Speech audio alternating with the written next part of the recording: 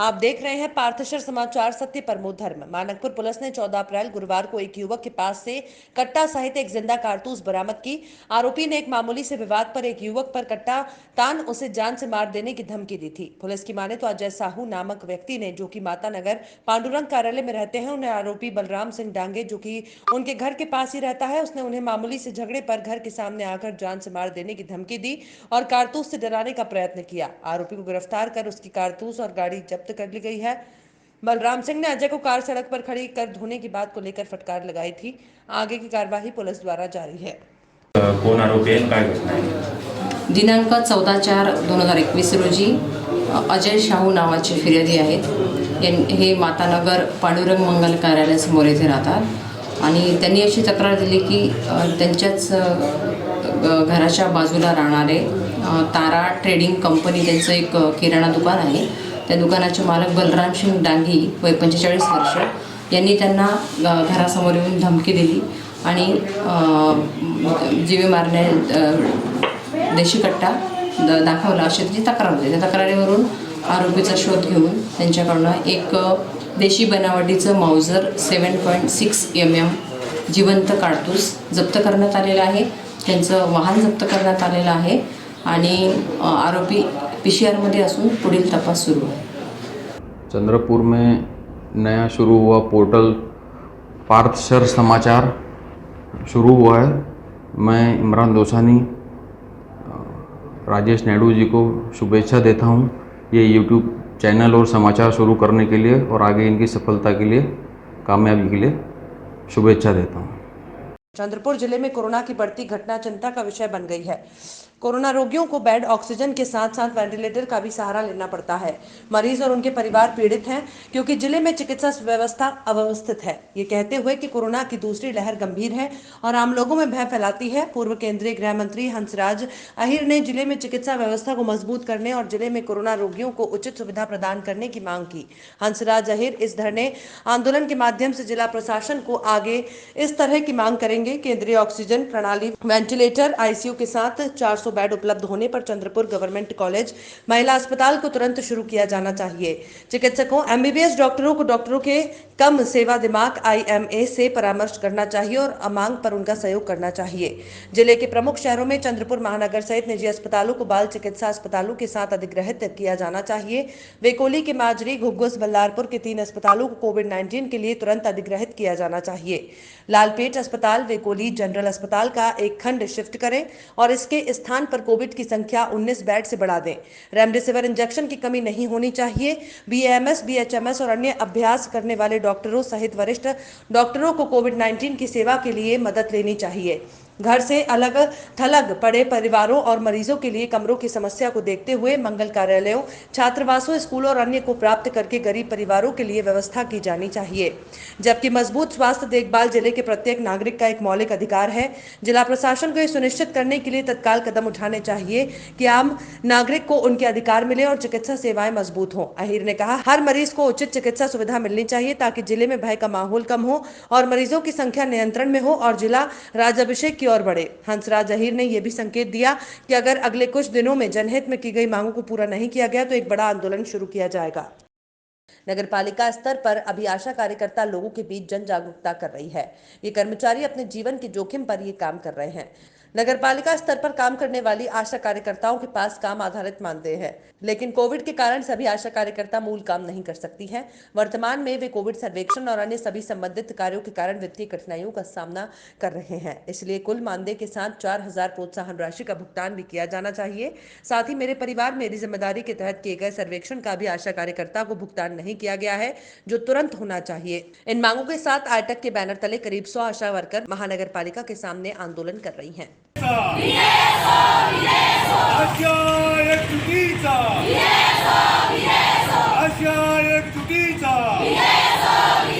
आणि भत्ता जानेवारीपासून लागू झालाच पाहिजे। आणि भत्ता जानेवारीपासून लागू झालाच पाहिजे। काढली का? जानेवारीपासूनचा आशा वर्करला जो वाढीव भत्ता 4000 रुपये लागू करण्यात आला होता, तो जानेवारीपासून टोटली थकीत होता।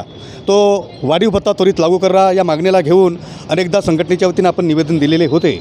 परंतु मनपा प्रशासनाने दुर्लक्ष केल्यामुळे शेवटी नाईलाजास्तव आयटक संघटनेच्या नेतृत्वामध्ये 12 तारखेपासून संपूर्ण कामबंद आंदोलन आणि ठिय्या आंदोलन मनपा कार्यालयापुढे सुरू आहे. मुळात ही मागणी आहे की आशा वर्कर कोरोना काळामध्ये सर्वे करण्यापासून त्या अनुषंगाने अनेक कामं करतात, पण त्या मोबदल्यात त्यांना फक्त 33 रुपये मिळतात. आणि म्हणून मागील सप्टेंबर महिन्यामध्ये अशाच पद्धतीचं आंदोलन या ठिकाणी करण्यात आलं होतं. तेव्हा मनपा प्रशासनाने वाढीव भत्ता 4000 रुपये लागू केला होता आणि त्या ऑगस्ट ते डिसेंबरपर्यंत दिला होता. जानेवारीपासून तो पेंडिंग होता. तेव्हा हा 4000 वाढीव भत्ता एप्रिलपर्यंतचा पूर्ण भत्ता पूर्वत लागू करण्यात यावा. माझ्या कुटुंबाच्या जबाबदारीच्या अनुषंगाने जो काही सर्वे केले होते त्याचे पैसे तातडीने देण्यात यावे, या अनुषंगाने इतरही काही मागण्या या आंदोलनामध्ये करण्यात आल्या होत्या. परंतु मनपा प्रशासनाने दुर्लक्ष केल्यामुळे आज सन्माननीय पालकमंत्री विजयभाऊ वडेट्टीवार इथं आलेले होते विश्रामगृहामध्ये. तिथे जाऊन आम्ही संघटनेच्या वतीने भेट घेतली. त्यांनी माननीय आयुक्त साहेब यांच्याशी भ्रमणध्वनीवर चर्चा केली आणि त्यांना आदेश दिले की ह्या संपूर्ण बाया ह्या गरीब महिला आहेत, अत्यंत कमी मोबदल्यात त्या काम करतात आहेत, तेव्हा त्यांना जानेवारीपासून तर एप्रिलपर्यंतचा संपूर्ण हा वाढीव भत्ता तातडीने देण्यात यावा. आणि जर काही निधी कमी पडत असेल तर ते निधी पालकमंत्री या नात्याने मी स्वतः देणार आहोत, निधीची काही काळजी करू नका असे त्यांनी आमच्यासमोर मान्य केल्यामुळे हा 5व्या दिवशी हा लांबलेला ठिय्या आंदोलन आणि कामबंद आंदोलन आज माननीय मंत्रीसाहेब आणि माननीय आयुक्त साहेब यांच्या शब्दांनी दिलेल्या शब्दानुसार हा आम्ही आंदोलन तात्पुरतं मागे घेत आहोत. जर या 15 दिवसात हे पैसे जर जमा झाले नाही तर परत आम्ही 15 दिवसांनी परत अशाच पद्धतीचं आंदोलन आम्ही तीव्र गतीने सुरू करणार असा इशारा आजच्या प्रसंगी मी आयटक संघटनेच्या वतीने देतो. देश में कोरोना के बढ़ते मामलों के बीच रेमडेसिविर इंजेक्शन की भी किल्लत हो रही है. इस बीच गुजरात कांग्रेस ने प्रदेश बीजेपी अध्यक्ष CR पाटिल के खिलाफ आपराधिक शिकायत दर्ज कराने के साथ एपिडेमिक एक्ट के तहत गुजरात हाईकोर्ट में याचिका दायर की है. कांग्रेस का आरोप है कि सूरत बीजेपी के दफ्तर से पाटिल के जरिए 5000 रेमडेसिविर इंजेक्शन को गैर कानूनी तरीके से बांटा गया. इस मामले पर कांग्रेस के नेता परेश धानानी ने गुजरात हाईकोर्ट में 36 पन्नों की एक याचिका दायर की है. उन्होंने CR पाटिल के साथ साथ बीजेपी विधायक हर्ष संघवी पर भी रेमडेसिविर इंजेक्शन को गैर कानूनी तरीके से बांटने का आरोप लगाया है. इसी मामले में एक और याचिका में रेमडेसिविर इंजेक्शन के गैर कानूनी इस्तेमाल को लेकर गुजरात सरकार, बीजेपी अध्यक्ष CR पाटिल, बीजेपी के विधायक हर्ष संघवी, सूरत कलेक्टर, सूरत पुलिस कमिश्नर और राज्य के food and drugs control administration के कमिश्नर HG कोशिया पर भी सवाल उठाया गया है. कांग्रेस नेता परेश धानानी का कहना है कि फार्मेसी एक्ट 1939 के सेक्शन 42 का उल्लंघन हुआ है, क्योंकि ये दवाई कंट्रोल ड्रग्स में आती है. कंट्रोल ड्रग्स होने की वजह से इसे कोई भी बिना रजिस्ट्रेशन के नहीं बेच सकता है.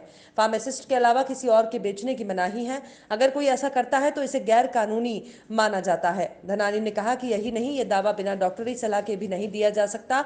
1948 के कानून के तहत इस केस में कम से कम 6 महीने की सजा हो सकती है. गौरतलब है कि मुख्यमंत्री विजय रूपाणी से जब इस बारे में पूछा गया कि CR पाटिल इंजेक्शन कहां से लाए, तो उन्होंने कहा कि यह सवाल पाटिल से पूछना चाहिए. फिलहाल 5000 रेमडेसिविर इंजेक्शन कहां से आए, इसे लेकर बीजेपी नेता विपक्ष के निशाने पर हैं.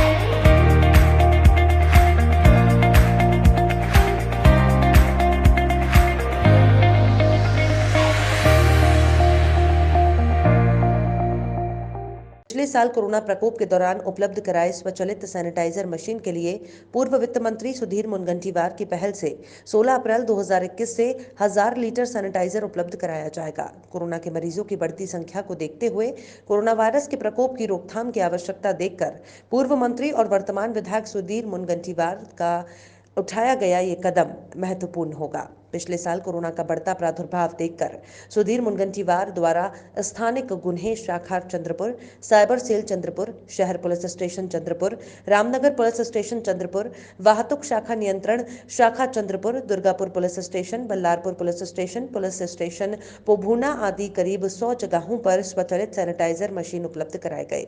अब फिर कोरोना की वृद्धि हो रही है और रोगियों की संख्या बढ़ रही है. ऐसे समय में सुधीर मुनगंटीवार ने 1000 लीटर सैनिटाइजर प्रदान करने का निर्णय लिया है। प्रत्येक स्वचालित सैनिटाइजर मशीन के लिए 5 लीटर सैनिटाइजर प्रदान किया जाएगा। इसके लिए भाजपा के नगर निगम के कोषाध्यक्ष प्रकाश धार ने 9767170982 और महानगर मंत्री ब्रिजभूषण पाझारे मोबाइल नंबर 9850887744 इनसे संपर्क करने की अपील की गई है। कोरोना वायरस पूरी दुनिया में फैल चुका है। चंद्रपुर शहर में कोरोना मरीजों की संख्या बढ़ रही है। हर दिन 10 से अधिक कोरोना पीड़ित मर रहे हैं। चूंकि मरने वालों की संख्या में वृद्धि जारी है, शमशान के लिए कब्रिस्तान की व्यवस्था अपर्याप्त होती नजर आ रही है। ऐसी स्थिति में अंतिम संस्कार करना अक्सर मुश्किल होता है। इसमें देरी होती है। कोरोना वायरस के कारण मौतों की बढ़ती संख्या और कोरोना वायरस के कारण मरने वालों के अंतिम संस्कार के लिए विशेष देखभाल और उपाय किए जाने के कारण प्रशासन और साथ ही रिश्तेदारों को अपर्याप्त व्यवस्थाओं के कारण कठिनाइयों का सामना करना पड़ रहा है। इनके मद्देनजर सांसद बालू धानोरकर ने चंद्रपुर नगर निगम आयुक्त राजेश मोहिते को LPG शमशान स्थापित करने का निर्देश दिया था। इस पर तत्काल ध्यान देते हुए 1,02,87,150 रुपए के बजट को प्रशासनिक स्वीकृति प्रदान की गई। शहर में LPG शमशान घाट रखने से अंतिम संस्कार के दौरान आने वाली कई समस्याओं का समाधान होगा। इसी तरह के शमशान राज्य के कई जिलों में स्थापित किए गए हैं। चंद्रपुर एक बढ़ती हुई आबादी वाला शहर है, इसलिए यह आपात स्थिति के दौरान और अन्य समय में भी लाभान्वित रहेगा। शहर में आयुक्त राजेश मोहिते को जल्द से जल्द शहर में दाह संस्कार स्थापित करने का निर्देश दिया है, ताकि मृत्यु के बाद उनके शरीर की मानहानि ना हो और उनके रिश्तेदारों और प्रशासन को परेशान न होना पड़े। इस पर ध्यान देते हुए उन्होंने इस संबंध में प्रशासनिक मामलों को पूरा कर लिया है और जिला कलेक्टर से प्रशासनिक स्वीकृति प्राप्त कर ली है। इसलिए अब जल्द ही शहर में LPG दाह संस्कार की सुविधा मिलने वाली है। माझे मित्र राजेश नायडू यांनी हिंदी पोर्टल व यूट्यूब चॅनल पाहत शहर समाचार हे चालू केलेलं आहे। या चॅनलच्या मार्फत समाजातील वाईट प्रवृत्तीवर अंकुश ठेवण्यासाठी ते नेहमी सदैव प्रयत्न करत राहतील अशी मी माझ्या शुभेच्छा देतो। माझे मित्र राजेश नायडू नेहमी सामोर राहून सामाजिक कार्यात अग्रेसर राहणारे व या चॅनलच्या मार्फत न्यूज पोर्टलच्या मार्फत समाजातील वाईट प्रवृत्तीवर लगाम घालण्यात यशस्वी होतील। धन्यवाद। चंद्रपुर जिले के अभिभावक मंत्री और राज्य के आपदा प्रबंधन, राहत और पुनर्वास मंत्री विजय वडेट्टीवार ने कल दिनांक 15 अप्रैल को मुंबई में खाद्य और औषधि प्रशासन राज्य मंत्री राजेंद्र शिंगड़े से मुलाकात की। उनके द्वारा इंजेक्शन की गई उनकी मांग पूरी हो गई है और तैयार इंजेक्शन स्टॉक आज या कल तक चंद्रपुर जिले में उपलब्ध होंगे।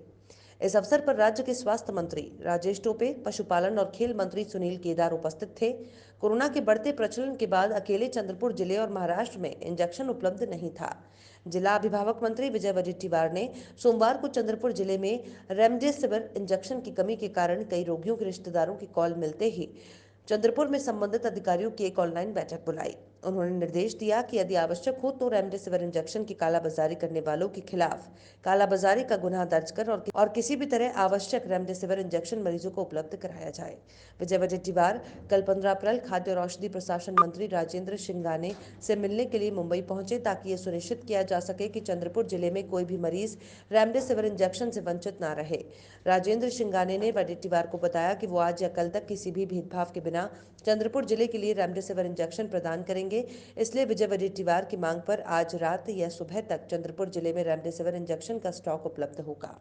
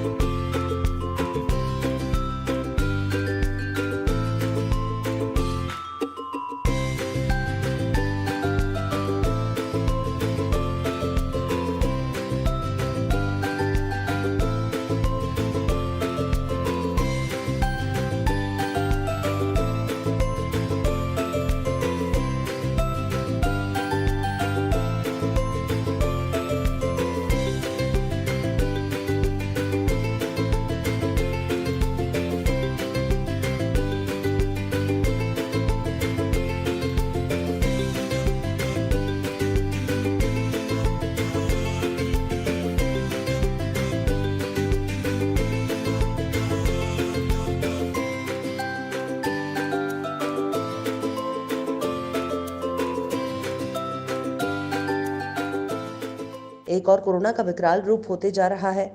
महामारी की वजह से न केवल बीमारी फैल रही है बल्कि लोगों में मौत की संख्या भी बढ़ रही है। ऐसे में प्रशासन की ओर से किए गए प्रबंधों की रोज पोल खुल रही है। ऐसे ही एक जांच पड़ताल में पार्थेश्वर की टीम ने स्टिंग ऑपरेशन के माध्यम से ये पता लगाया कि अगर इसी स्पीड से चंद्रपुर में मरीज बढ़ते रहे तो स्थिति बड़ी जल्द ही नियंत्रण के बाहर हो जाएगी, क्योंकि चंद्रपुर के कोरोना मरीजों को 3 से 4 दिन तक भी रिपोर्ट नहीं मिल रही है। इसका कारण ये है कि चंद्रपुर के गवर्नमेंट मेडिकल कॉलेज में स्थापित कोरोना टेस्टिंग लैब की क्षमता ही केवल 700 सैंपल की है, जबकि रोज वहां पर 2500 से अधिक सैंपल जमा हो रहे हैं और बड़ी मुश्किल से वहां के डॉक्टर और स्टाफ 1000 से 1200 और कभी कभी 1500 टेस्टिंग करने में सफल हो पा रहे हैं।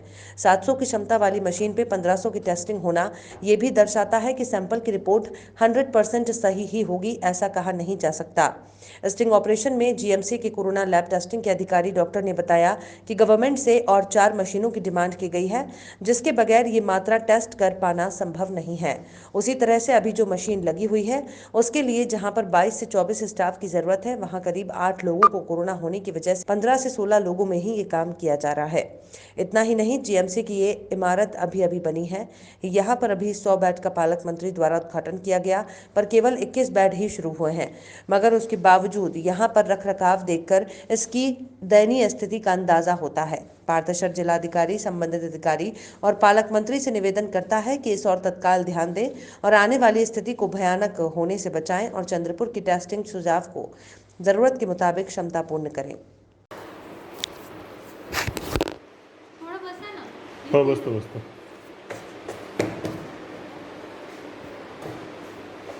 कारण कसं 2 दिवस झाले तिकडे आम्ही टेस्ट केली होती, 2 दिवस झाले टेस्ट करून, म्हणून तर आला नाही रिपोर्ट। नाही कसं आता सॅम्पल भरपूर वाढले ना, तर सॅम्पल नाही तर पेंडिंग होत राहतात। तर आपल्याकडे का स्टाफ आता कमी आहे का? सध्या कमी आहे, कारण की अर्धा स्टाफ पॉझिटिव्ह निघला तर ते हॉस्पिटलाइज आहे आणि आम्ही जेवढे होतं तर तेवढे करत आहोत। बॅकअपमध्ये कोणी नाही का? बॅकअपमध्ये नाही आहे कोणी? बॅकअपमध्ये होते ना, आता अर्ध्यापेक्षा जास्त पॉझिटिव्ह निघले ना, तरी अर्धे अजून बीमार पडूनच आहे। तरी पण आता पुन्हा वाढणार आहे तर कसं होईल ना? म्हणजे अजून टेक्निशियन येणार आहे, पण आता सध्या माहिती नाही। पहिले नागपूरवरून रिपोर्ट येत होती तर 24 तास 48 तास येत होती, आता आपल्या चंद्रपूरमध्ये झाल्यानंतर सुद्धा रिपोर्ट इतकं उशीर येत आहे कसं? कसं जर सॅम्पल कमी राहिले तर लवकर रिपोर्ट मिळून जाते, असं आहे। नाही तर सॅम्पल तर आता वाढणारच आहे ना? वाढणार आहे, पण आता करतच आहेत ना।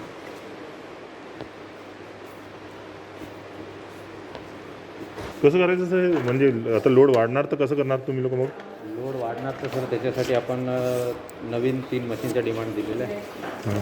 ते एक मशीन आता तुम्हाला ॲक्च्युअलमध्ये सर 4 रूम आहे, 4 रूममध्ये म्हणजे एकच सॅम्पल त्या 4 रूममधून जातं, त्याची प्रोसिजर 4 रूममध्ये वेगवेगळी आहे। ठीक आहे, तर म्हणजे लोक जसं एका रूमला 2-2 जरी पकडले तर ते 8 झाले, तिथे रिसिव्हिंगला 2, 10 एका शिफ्टला लागतात, असे आपल्या 3 शिफ्ट चालू आहेत, तर 30 लोक झाले। ठीक आहे। सध्या आपल्याकडे होते 22, त्याच्यातले 6 कोरोना पॉझिटिव्ह आहे। अच्छा, तर उरले 17 16 उरले, तर याच्यामध्येच सर आपलं चालू आहे आणि मशीन 2च आहे। तर मशीन पण तुम्हाला इकडे काही टेक्निकल म्हणजे खूप एक्सपर्ट हँड नाही लागत ना, तुम्हाला हेल्पिंग हँडच लागते ना? हो, हेल्पिंग हँड लागतो सर, पण हा टेम्परेचर जर एखादा नसेल, एखाद्यात स्वॅब नसेल, एखाद्यात लिक्विडच नाही, VTM लिकेजच आहे, तर अशा वेळेस मग क्लरिकल स्टाफ ठेवला तर तो तसंच रिसीव्ह केला जायचा, मग रिपोर्टिंगला प्रॉब्लेम। अच्छा, नाही कारण आता स्टाफ तर वाढवायच लागेल कारण केसेस खूप जास्त मी वाढतात आता त्याच्यासाठीच गेलो सर, सीओ सर आणि आले होते इकडे करडिले सर, हां CS सर होते सकाळी, मी तो ॲक्च्युअल परिस्थिती सांगितली तर 8 टेक्निशियन देतो बोलले आता उद्या बरोबर। तर 8 टेक्निशियन पण लिमिटेशन येतं सर मशीन आणि सेटअप तुम्ही आता हा एवढाच जर सेटअप आहे, ह्याच्यात किती मशीन नाही कमवू शकणार ना सर। 700 कॅपॅसिटी याची? 700ची सध्याची 700ची आहे सर, आपण 1000-1500 रोज काढतो रोज, म्हणजे तो ट्रेनचा पट्टा फिरल्यासारखं चालू आहे आणि लोक एक्झॉस्ट होऊन मग बिमार पडतात। हो ठीक आहे सर। हो, आम्ही सर आता मायक्रोबालाइट माझ्यासोबत दुसरे 2च आहेत, आम्ही राऊंड द क्लॉक आम्हीच लोक आहे। आता मी पूर्ण ह्या स्टाफचं ॲडमिनिस्ट्रेशन, ह्या किट्स कमी पडल्या मागवणे कोणतं आणि मटेरियल एवढं लागतं सर। तुम्ही लोक ओव्हरलोडेड आहेच म्हणा, तुम्हाला शासनाने जास्त मॅनपॉवर दिलं पाहिजे। मॅनपॉवर द्यायला तयार नाही सर, मागितलं की मी त्या दिवशी कलेक्टर साहेब म्हणे, मी म्हणलं सर रिपोर्ट अपलोड नाही झाले म्हणे, मी म्हणलं sir 3 data entry operator positive आले तर झोपले आहे का म्हणे, मागता नाहीत का? आता त्या 2 दिवसापूर्वी आले सर, त्या 2 दिवसाचे रिपोर्ट पेंडिंग राहिले, तर मग ते आता मी सांगितलं, म्हणजे आत्ता पॉझिटिव्ह आल्याबरोबर कसं आपण कलेक्टर साहेबाकडे जाणार. तर 2 दिवसांनी सांगितलं. तर सर म्हणे झोपला होता का म्हणे. तर दिले सरांनी मग डाटा एंट्री. पण सर आता असं झालं आहे की म्हणजे सगळ्याच्याच हाताबाहेर परिस्थिती. म्हणजे तुम्ही जर म्हणाल काय हे आता तुम्ही वाढवा, वाढून सर आपण 5,000 टेस्ट नाही करू म्हणजे चंद्रपूर लेवलवर, कारण पूर्ण सिस्टीमचेच लिमिटेशन.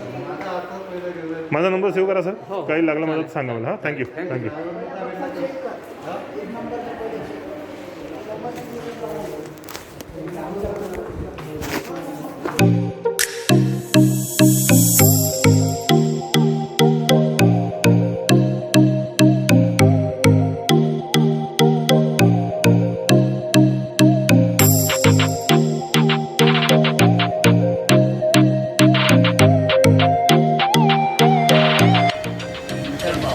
अच्छा, कैसा लगा टेस्ट?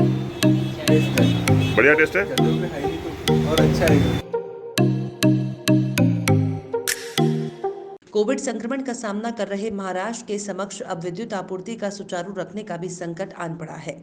राज्य के सभी विद्युत निर्मिती केंद्रों में कोयले का स्टॉक लगभग खत्म हो रहा है और यदि एक दिन भी कोयले की आपूर्ति प्रभावित होती है तो विद्युत निर्मिती केंद्र बंद पड़ सकते हैं। फिलहाल ऐसी स्थिति है। ऐसे में लॉकडाउन के साथ साथ अब राज्य पर लोड शेडिंग का भी खतरा मंडरा रहा है। उल्लेखनीय है कि विगत वर्ष लगाए गए लॉकडाउन के बाद विद्युत कंपनियों की आर्थिक स्थिति बुरी तरह से गड़बड़ा गई है। ग्राहकों से विद्युत बिलों का भुगतान नहीं मिलने के चलते महावितरण द्वारा महाजन को भुगतान नहीं किया जा सका। ऐसे में कोयला कंपनियों का बकाया भुगतान 1800 करोड़ रुपयों तक जा पहुंचा है, जिसकी वजह से वेकोली सहित अन्य कोयला कंपनियों का कामकाज प्रभावित हुआ है। परिणाम स्वरूप कोयला आपूर्ति की चेन बुरी तरह से प्रभावित हुई है। वहीं इस समय राज्य के 6 से 7 विद्युत केंद्रों में बड़ी मुश्किल से 3 दिन काम चलाने लायक कोयला उपलब्ध है और केवल चंद्रपुर केंद्र के पास ही 7 दिनों का स्टॉक है। इसे बेहद संवेदनशील स्थिति कहा जा सकता है। महाजनको के मुताबिक 2 दिन पहले ही कोयला कंपनियों को 1800 करोड़ के बकाये में से 500 करोड़ का भुगतान किया गया है। फिर भी प्रतिमाह 700 से 800 करोड़ रुपए का नया बिल तैयार हो जाता है। हालांकि इस दौरान राज्य के सभी विद्युत निर्मिती केंद्रों को कम प्रमाण में कोयला आपूर्ति की जा रही है। इस समय रोजाना औसतन 1.5 लाख टन कोयले की मांग है, लेकिन फिलहाल केवल 50,000 टन कोयले की ही आपूर्ति हो रही है। ऐसे में विद्युत निर्मिती केंद्र को चलाना बेहद मुश्किल काम साबित हो रहा है। विद्युत कंपनियों को इस परिस्थिति से बाहर निकालने के लिए केंद्र सरकार ने कर्ज देने का आश्वासन दिया है। सूत्रों के मुताबिक इस कर्ज के लिए राज्य सरकार की ओर से गारंटी दिया जाना जरूरी होता है। इसे लेकर गुरुवार को उच्च स्तरीय समिति की एक बैठक होने की संभावना है, जिसके बाद ऊर्जा मंत्री नितिन राउत द्वारा मुख्यमंत्री उद्धव ठाकरे और उप मुख्यमंत्री अजीत पवार के सामने पूरी स्थिति रखी जाएगी और सरकार से मदद मांगी जाएगी। इस दौरान वेकोली द्वारा ये मान्य किया गया है कि कोयला आपूर्ति काफी हद तक प्रभावित हुई है। साथ ही ये भी कहा गया है कि महाजनका उनका सबसे बड़ा ग्राहक है। ऐसे में भले ही कुछ भुगतान बकाया है, लेकिन कोयला आपूर्ति को रोका नहीं जाएगा। महाजनको के मुताबिक दोनों कंपनियों के बीच संबंध अच्छे हैं। ऐसे में किसी तरह की कोई समस्या निर्माण नहीं होगी, लेकिन बारिश से पहले स्टॉक बढ़ाना काफी कठिन हो गया है। बच्चों की कीचड़ में लौटने से लेकर भाई साहब के कपड़ों में लगी चटनी के दाग तक, आखिर कितना सहना पड़ता है बेचारे कपड़ों को। पर अब कपड़े साफ करना हो गया है इजी, क्योंकि नागपुर में पहली बार इंट्रोड्यूस हुआ है लॉन्ड्री इजी, जो करता है पर केजीज में क्लॉथ वॉश से लेकर dry clean, premium laundry, steam iron and much more, वो भी हाइजीन का पूरा ध्यान रखते हुए। लॉन्ड्री इजी करता है आपके कपड़े free pickup and drop. Contact 7066209007। Laundry easy, one stop solution for all your laundry needs. 18 अप्रैल से अर्थात चैत्र शुद्ध पूर्णिमा से प्रारंभ होने वाली महाकाली यात्रा और किसी भी प्रकार के सार्वजनिक उत्सव, कार्यक्रम, सभा और उत्सव नहीं मनाने के निर्देश जिलाधिकारी अजय गुल्हाने ने दिए हैं। प्रतिवर्ष चैत्र शुद्ध पूर्णिमा को यहाँ की आराध्य देवत माता महाकाली की यात्रा मनाई जाती है। यात्रा में चंद्रपुर के ही नहीं बल्कि मराठवाड़ा, मध्य प्रदेश, छत्तीसगढ़, आंध्र प्रदेश, तेलंगाना आदि राज्यों के श्रद्धालु माता महाकाली के दर्शन के लिए आते हैं। कई वर्षों से यह यात्रा चली आ रही है। लगातार दूसरे वर्ष महाकाली देवी यात्रा रद्द करने से लोगों में निराशा है। हालांकि श्रद्धालुओं ने प्रशासन का सहयोग करने की बात कही है। अप्रैल महीने में आने वाला गुड़ी पड़वा, स्वामी समर्थ महाराज प्रकट दिन, डॉक्टर अंबेडकर जयंती, रामनवमी, हनुमान जयंती, महावीर जयंती आदि उत्सव नहीं मनाने के निर्देश दिए हैं। त्योहारों पर पाबंदियां होने से इससे जुड़े व्यवसायियों में काफी निराशा है। महाकाली मंदिर ट्रस्टी के सुनील महाकाल ने बताया कि षष्ठी के दिन अर्थात 18 अप्रैल की सुबह देवी महाकाली की घट स्थापना होगी। घट स्थापना के दौरान ट्रस्ट के गिने चुने लोग की उपस्थिति रहेंगे। इस बार कोरोना संक्रमण के चलते शासन और प्रशासन के निर्देशानुसार पिछले वर्ष की तरह इस वर्ष भी महाकाली मंदिर आम जनता के लिए दर्शनार्थ बंद रहेंगे। 30 अप्रैल तक देवस्थान को बंद रखने के निर्देश दिए हैं। 18 से 27 अप्रैल तक देवी का चैत्री नवरात्र है। इस दौरान महाकाली यात्रा रद्द कर दी है। मैं सभापति स्थायी समिति चंद्रपुर शहर महानगर पालिका रवि धर्मराज आसवानी। मैं हमारे राजेश भैया नायडू जिन्होंने नया समाचार चालू किया है पारदर्शक न्यूज़, मैं उनको हार्दिक शुभेच्छा देता हूँ। राजेश भैया को ये कहता हूँ कि राजेश भैया जैसा आप सब सच्चाई के लिए लड़ते हो वैसे ही आपका पारदर्शक सच्चाई के लिए लड़े, यही मैं कामना करता हूँ। धन्यवाद। महाराष्ट्र के मुख्यमंत्री उद्धव ठाकरे ने केंद्र सरकार को एक पत्र लिखकर कहा है कि राज्य में अगले 15 दिनों में कोविड-19 के एक्टिव पेशेंट की संख्या 2 गुनी होने की आशंका है। बुधवार को भेजे इस पत्र में उद्धव ने पीएम मोदी को संबोधित करते हुए कहा कि महाराष्ट्र में 30 अप्रैल तक एक्टिव पेशेंट्स 11.9 लाख हो सकते हैं। वर्तमान में राज्य में एक्टिव पेशेंट 5.64 लाख है। पत्र में उद्धव ने कहा है कि राज्य में मेडिकल ऑक्सीजन की जरूरत अप्रैल अंत तक 2000 मीट्रिक टन प्रतिदिन तक पहुंचने का अनुमान है। मौजूदा खपत 1200 मीट्रिक टन प्रतिदिन है। पड़ोसी राज्यों से लिक्विड मेडिकल ऑक्सीजन के ट्रांसपोर्टेशन में कुछ बाधाओं का हवाला देते हुए ठाकरे ने देश के पूर्वी और दक्षिण क्षेत्रों से ऑक्सीजन को हवाई मार्ग से लाने के लिए राष्ट्रीय आपदा प्रबंधन अधिनियम के तहत अनुमति मांगी है। स्वास्थ्य मंत्री राजेश टोपे ने बुधवार को कहा था कि कोविड-19 के बढ़ते मामलों के बीच महाराष्ट्र सरकार ने चिकित्सा ऑक्सीजन आपूर्ति के लिए पड़ोसी राज्यों का रुख किया था, लेकिन उन्होंने वहां इसके अधिक मांग के कारण आपूर्ति में असमर्थता व्यक्त की। मोदी को लिखे पत्र में मुख्यमंत्री ने रेमडेसिविर के निर्यात पर प्रतिबंध संबंधी केंद्र सरकार के निर्णय का स्वागत किया और मांग की है कि अधिकारियों को भारतीय पेटेंट अधिनियम 1970 की धारा 92 के अनुसार निर्यात इकाइयों को उत्पादन और बिक्री के लिए अनुमति प्रदान करने के लिए अनिवार्य लाइसेंस दिया जाए। उन्होंने केंद्र से अनुरोध किया है कि कोविड-19 को प्राकृतिक आपदा मानने और जिससे राज्य सरकार प्राकृतिक आपदा कोष का उपयोग प्रभावित लोगों को आर्थिक सहायता देने में करे। गौरतलब है कि राज्य आपदा प्रबंधन अधिनियम का गठन केंद्रीय आपदा प्रबंधन कानून के हिस्से के तौर पर किया गया था, इसलिए महामारी प्रभावित लोगों की मदद के लिए एसडीआरएफ के उपयोग को लेकर राज्य को केंद्र सरकार की मंजूरी की आवश्यकता है।